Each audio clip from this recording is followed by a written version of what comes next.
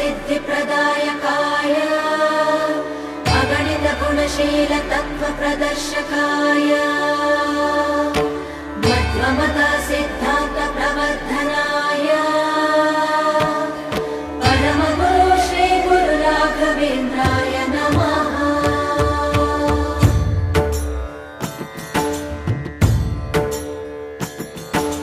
पूज्याय राघवेन्द्राय सत्यधर्मरताय च भजतां कल्पवृक्षाय नमतां कामधेनवे।